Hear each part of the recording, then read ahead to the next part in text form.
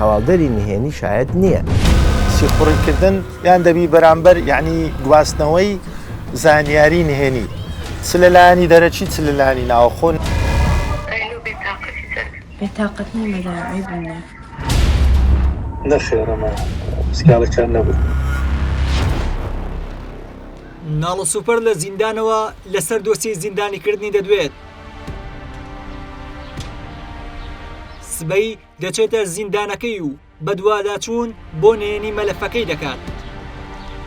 لەم بەدواداچوونەی سبەیدا چەند نهێنیەکی سزادانی ناڵە سوپەر بە تۆمەتی سیخوڕیکردن ئاشکرا دەکەین و پەردە لەسەر چەند زانیاریکی بڵاو نەکراوە هەڵدەماڵین.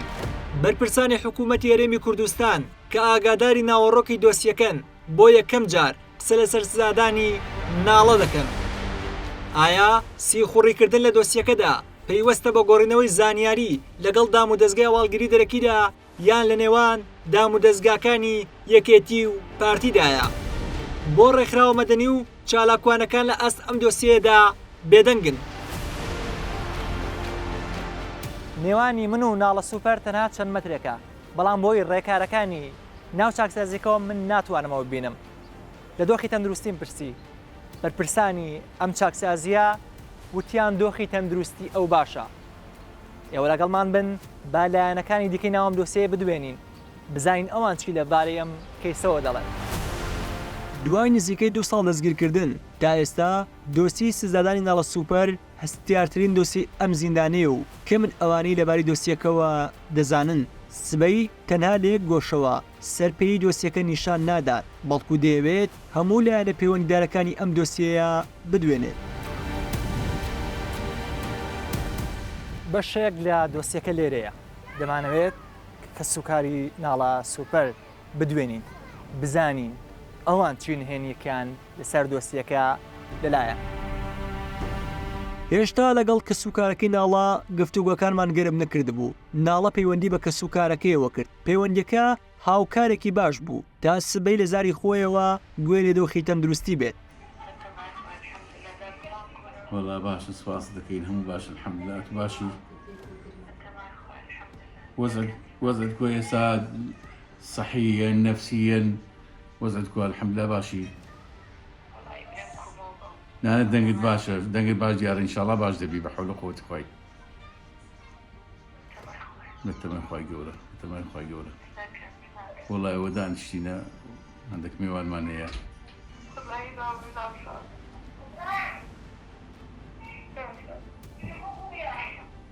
باوکی ناڵە چۆن بەدواداچوون بۆ دۆسی سزادانی کچەکەی دەکات، هاوکات لە بەدواداچووندایە بۆ ڕوونبوونەوەی دۆسی تیرۆرکردنی براکەی.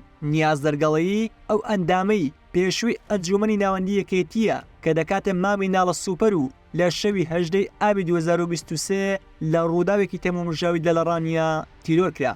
کە سوکاری ناڵە سوپەر پاش ڕەخنەگرتنیان لە ئاشکرانەکردنی تۆمەتبارانی دۆسی نیاز دەرگەڵەیی بە وردی چیرۆکی دەستگیرکردنی کچەکەشیان دەگەڕنەوە.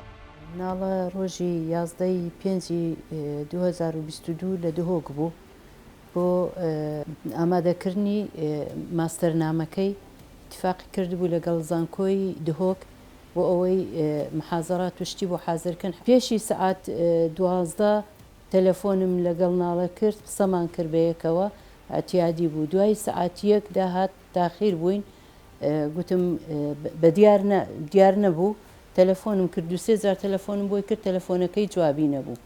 3 بوو پێشی 3 بوو نازانم سعات چەند بوو، تەلەفۆنێک لە بوو بابی ناڵی هات گوتی ئەو برادەرەی بوو، خەبەری ئەوەی پێدا بوو کە ناڵە دەستگیر کرایە.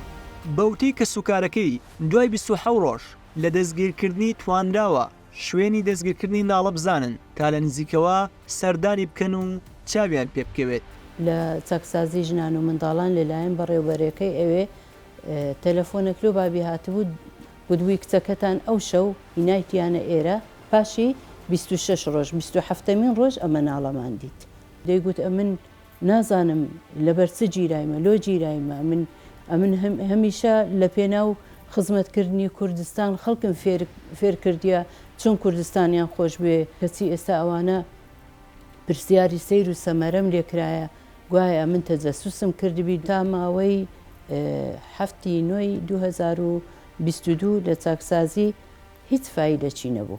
سەرنگ محەممەد وەک پارێزەری دۆستیەکە چیرۆکی سزانانەکانی ناڵە بە شێوەی یاسای ڕوون دەکاتەوە تێشک دەخاتە سەر ئەو مادە یاساییانەی ئەم وەرزشکار و ڕاگەیاندنکاری پێدەستگیر کراوە.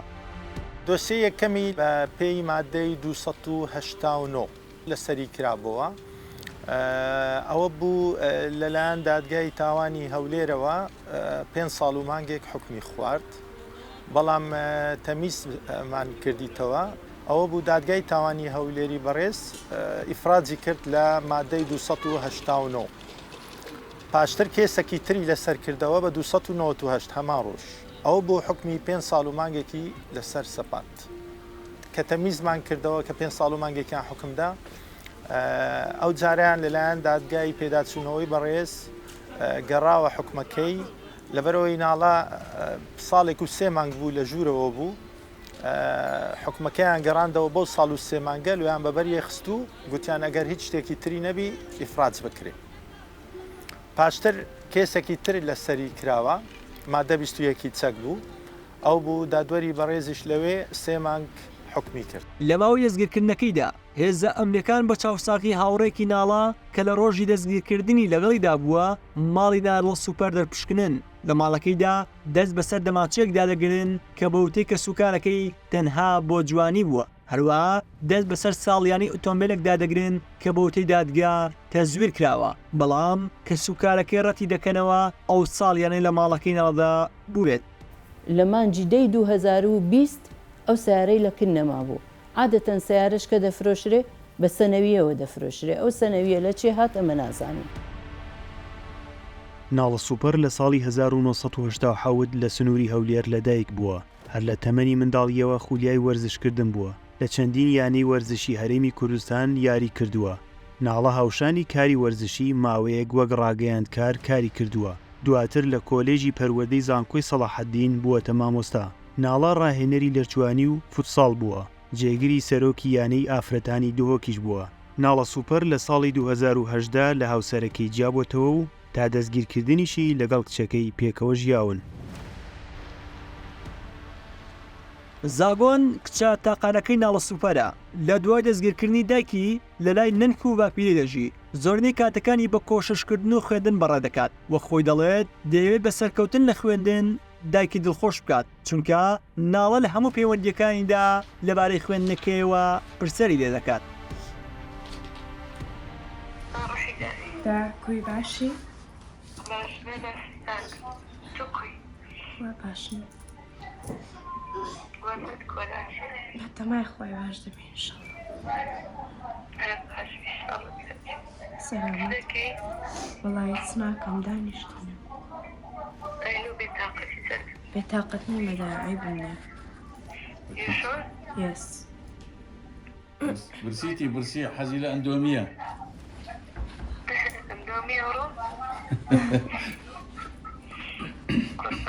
خوانەکە دایجان خوانەکە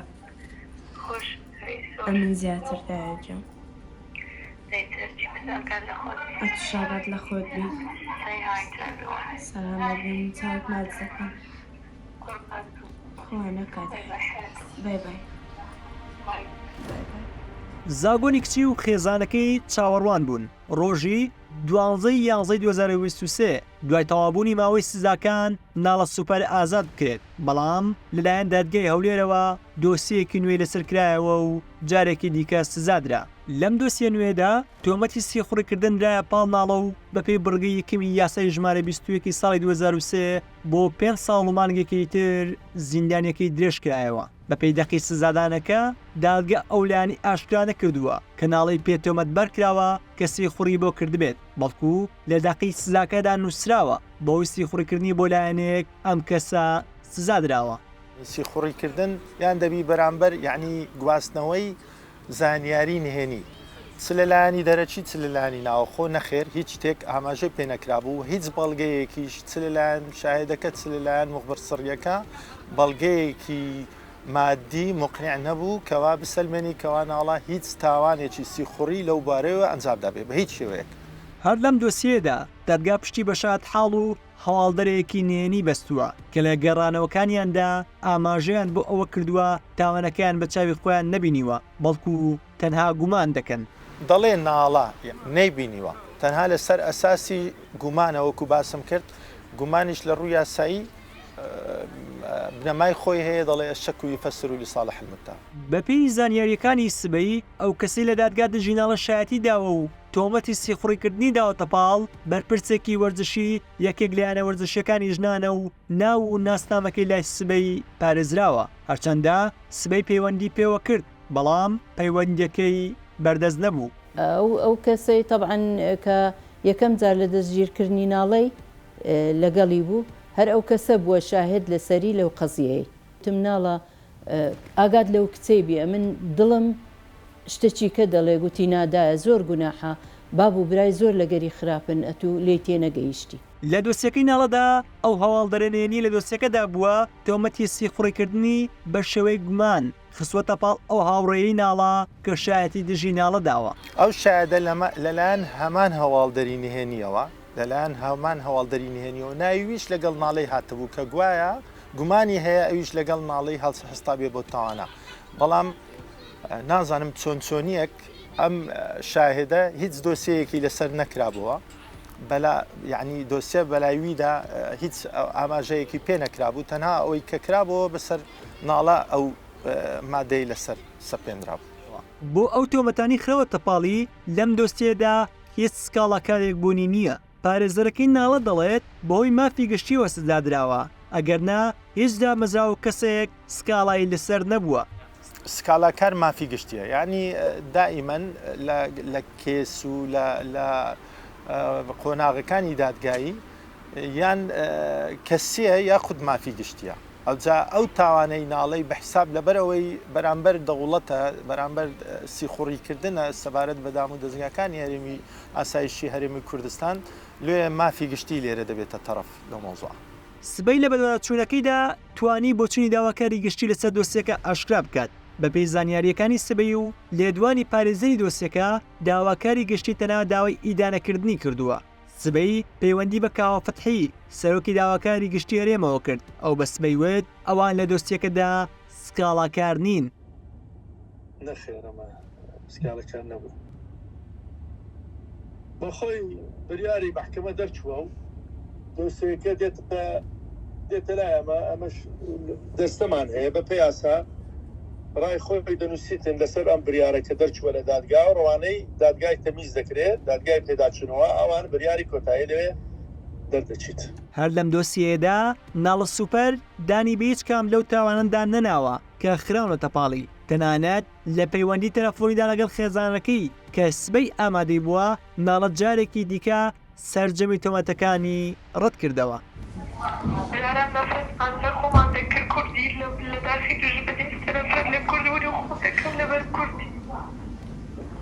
بابەجان ئەمە هەرچیشی بکەین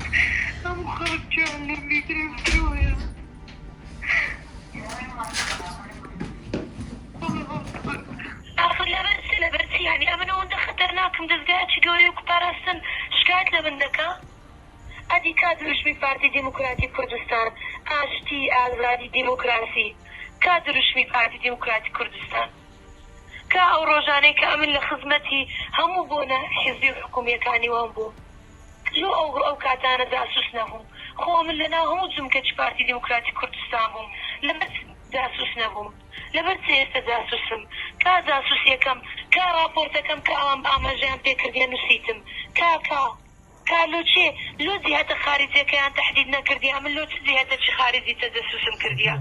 نووسینگەی ڕێخەری ڕاستباردە نێودەوڵەتیەکان کە زۆر کات لەسەر دۆستەکانی دەستگیرکردن وەڵامی ڕێکخراوە جیهانی نێودەوڵەتیەکان دەدەنەوە ئامادە نەبوو لەسەر ئەم دۆسیە قسە بکەن. دیندار زێباری ڕێخەری نووسینگەکە بە سبەی ڕاگەیاند دۆسیەکە پەیوەندی بە دەسەڵاتی دادوەریەوە هەیە و ئەوان قسەی لەسەر ناکەن. زانیار ئەم من نازانم هەندە شتە ئیشی دادوەرە دۆسیەی تایبەتی خۆی هەیە لێکۆڵینەوەکان پرۆسەی خۆیە شێوازی ئامادەکردنی کەیس ڕێگای خۆی هەیە سکالا تۆمارکردنیش ڕێگای یاسایی خۆی هەیە منە هەمووات بمانەوەی نەمانەوەی ڕێوشێنی تایبەتی یاساییە کە دەستگایەکی تری حکوومەت بۆی نییە بشتە وردەکانیان توانین بە دووادار چۆن بکەین لەگەڵ ئەنجومەنی دادوەری و داواکاری گشتی بۆ هەفتەی دابێت ئینشەڵا گشتێکمان بەدەستکەوت جەنابەت ئاگادار دەکەین. سبەی هەر لەم بەدواداچوونەدا پەیوەندی بە دادوەر ئارام جەمالەوە کرد کە یەکێک بووە لە دادوەرانی دادگایکردنی ناڵە سوپەر بەڵام ڕەتی کردەوە لەسەر دۆسیەکە قسە بکات. بەهۆی ئەوەی دەستگیرکردنی ناڵە سوپەر لەلایەن هێزەکانی ئاسایشەوە بووە و نوێنەری ئاسایش لە دۆسیەکەدا ئامادە بووە سبەی پەیوەندی بە هێزەکانی ئاسایشی هەولێرەوە کرد بەڵام ڕەتیان کردەوە لەسەر دۆسیەکە قسە بکەن. بۆ وەرگرتنی سەرنجی شارەزانی یاسایی لەسەر دۆسیەکە چوونە لای حاکم ڕزگار محەممەد ئەو یەکێکە لە دادوەرە دیارەکانی کوردستان لە زاری پارێزەرەکەی ناڵە سوپەرەوە گێڕامانەوە لەم دۆسیەدا تەنها یەک شایەت حاڵ هەبووە. ئایا دەکرێت لە دانیشتێکی دادگادا تەنها یەک شایەت حاڵە بێت؟ لە هەموو ئەم مەسەلانە چ داوای مەدەنی بێ یا سزایی بێت ڕاستی شایەتی بنەمایە و ئەساسە بۆ ئەوەی کە حکمی لەسەر بینا بکرێت. ڕاستیەکە گرنگە نە ژمارەی شاید مهمە بۆ زۆری ژمارەکانی نییە لە داوایەکە و بەڵام نیسابێ هەیە بۆ شاهدی بە تایبەتی لە مەسائلی جزائیە. نیسابەکە چییە؟ نیسبەتی کەوا پێویستە مەقبولە ئەبێ هەبێت ئەبێ دوو شاهید کەمتر نەبێت دوو شاهیدی ڕاست. پارێزەرەکەی ناڵە سوپەر ئاماژەی بۆ ئەوش کرده بوو ئەو کەسە شاری داوا ئامادەی دانیشتنی دادگا نەبووە. حاکم ڕزگار دەڵێت مەرجە شاید حاڵ ئامادەی دانیشتن بێت و سوێن بخوات ئەگەر نا بە شاید وەرناگیرێت. هەر کەسێک بە ئاشکرا وشەکان و وتەکانی نەبیسرێ و نەوترێ بەرامبەر ئەو کەسەی کە شاهیدەکەی زڵدەیات دژێدا ئەوە شاهدی پێ ناوترێ شاهدێ بێ سوێن بخوات ئامادە بێت و مناقەشە بکرێت لەلایەن دادگاوە و لەلایەن ئەو کەسەی کە شایەتەکەی دەدرێتەوە بێ بناسرێەوە بێ شاید پەیوەندیەکەی لەگەڵ ئەو کەسەی کە شایەتی زڵ دەدات یا بۆ مەسلحەتی ئەیدا ئەبێ دیار بێت. بەوتەی پارێزەری دۆسیەکە ئەو کەسەی دژی ناڵە سوپەر شایەتی داوە تاوانەکەی بە چاوی خۆی نەبینیوە. حاکم ڕزگار دەڵێت مەرجە شاید حاڵبێکی لە پێنج هەستەوەرەکە هەز بە تاوانەکە بکات.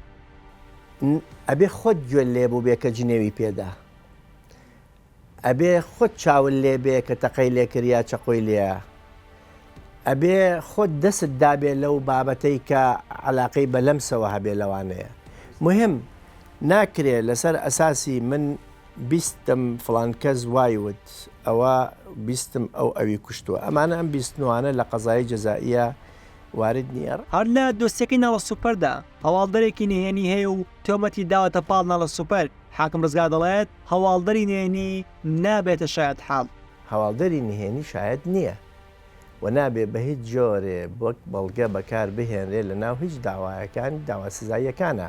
ڕاستە لە قانونی بنەماکانی دادبینی سزاییە ژمارە 23 ساڵی 1970 هاتووە باس لە مخبری سڕیەکە لە مادەی 47. بەڵام ئەم بابەتە بۆ ئەوە نییە کە بێ بە شاهید و حکمی لەسەر دروستکەی ئەمە بۆ ئەوەی سەرەپەتێک بدا بە لانی لێکۆڵینەوە. بۆی ئەم خاڵە یاساییانە و ناڕازی بوون لە بڕیارەکەی دادگا پارێزەرەکەی ناڵە تانەی لە بڕیارەکانداوە و داوای کردو پێداچنەوە بڕیارەکانی دادگا بکرێت. لە ڕووی شاهد تەنها تاکە شاهدێک کە نابێ بە گفتاری وەربگیرێ وەکو بەڵگەیەکی ڕاستەقینە و تەنها لەسەر ئەساسی شەک واتە گومانکردن گفتاری وەرگیراوە و هەروەها بەنسبەت مخبر سڕیەکەش هەمان بڕیارەکانی دادگای پێداچوونەوە دادگای تاوانمان بە ژمارەکانی کە ئێستا باسم کرد بەنسبەت دادگای تاوان ژمارە هەزاری ساڵی 2022 وەروە دادگای پێداچوونەوەش ژمارە 333 ئاماژەم پێکردێ کە نابێ بە مخبەری سڕی وەربگیرێ یاخود شاهد. لە ناو کەیسەکە دیارە ئاماژە بەوە کراوەکەوە سیدی هەیە سیدەکە شاوپێچ کراوە خرایتە سەر کاغەز بەڵام بەداخەوە هیچ سیدێکم نەدیت کە لە ناو دۆسیەکە هەبێ تەنها چەند گفتارێک هەبوو خرایتە سەر کاغەز بەبێ ئەوەی هیچ بەروارێکی لەسەر بێ. کە سوکاری ناڵە لەگەڵ ئەوەی سوورە لە سەرڕەتکردنەوەی ئۆتۆمەتانەی ئاراستەی کچەکەیان کراوە داواش دەکەن یاسا لە دۆستیەکەدا سەروەر بێت و پێداچنەوە بە دۆستیەکەدا بکات و بڕیاری ئازادکردنی بدات. داواکاری من ئەوەیە کە لە کەسە گەورەکان و ئەو خەڵکانی کە دەستیان هەیە لەناو قزەکەی دایکم داواکاریم ئەوەیە کە بە زووترین کات بۆمی بگەڕێنەوە بە باوەش یەکتر شادمانکەن. ئەو خەبات و قوربانیدانەی کە ئەمە لە کوردستان پێشکەش بە کوردستان و بە ئازادی کوردستانمان کرد ئەوە نەبێ کە چاکەکەی بەو شێوازە بدرێتەوەمە. داواکارم لە دەسەڵاتداران لە کەسانی مافپەروەر لە کەسانی مرۆڤ دۆست کە بەهانای کەیسەکەی ناڵێ بێن تاوەکو ئازادی ناڵە دەستە بەر بکەین. دەسەڵاتدارانی کورد هیوادارم بخۆیان دابچنەوە ئەو کوردستانە لە خەڵک ببیتە بەهەشت. خەڵک خەباتی کرد و قوربانیدا لۆ ئەوەی بحەسێتەوە، لۆ ئەوەی دوا ڕۆژەکی پرشنگداری هەبی، لۆ ئەوەی بتوانین بڵێن ئەمە کورد حکوممان بەو شێوازەیە، نەک ئەوەی کە دوژمن دەستی تێنەچوو ئەمە بە خۆمان بەسەرە خۆمان بینی. لە 4 ساڵی ڕابردوو سزادانی چالاکوان و ڕۆژنامەنووسان بە یاسای ژمارە 21 ساڵی 2023 بڕگەی یەکەم ناڕەزایەتی زۆری دەکەوتەوە. بەڵام لە دۆستی سزادانی ناڵە سوپەردا زۆرت ئەوانەی ئامادەنین تەنانەت قسەشی لەسەر بکەن. سبەی پەیوەندی بە چەند چالاکوانێکی جەندەریەوە کرد تا وەڵامی ئەوە بزانێت ئایا هۆکاری بێدەنگیکردن لە کەیسی ناڵە تا چەند پێویستە بە جیاوازە جەندەریەکانەوە لە کاتێکدا ئەو پیاوانی لەسەر کەیسی هاوشەوی سیاسی دەگیرێن زۆرترین هەڵمەتیان بۆ ئەکرێ بەڵام ئەو چالاکوانانە بە بیانووی جیاجێ ئامادە نەبوون قسە لەسەر دۆسیەکە بکەن. یاسای ژمارە 21 ساڵی 2023 لە 6 مادە پێکاتووە. لە مادە یەکەمدا جێگرەوەیەک بۆ مادەی 156 یاسای سزادانی عێراقی دانراوە و هاتووە هەر کەسێ بەدەستی ئەنقەست و بە هەر شێوەیەک بێ لە کارێکدا تێوە بگلێ بەمبەستی زیاندەل ئاسایش و سەقامگیری و سەروەری دامرۆزگاکانی هەرێمی کوردستانی عێراق و ببێتەوەی کەوتنەوەی ئەو زیانە بە بەندکردنی هەتا یان بە زیندانیکردنی کاتی سزا دەدرێت.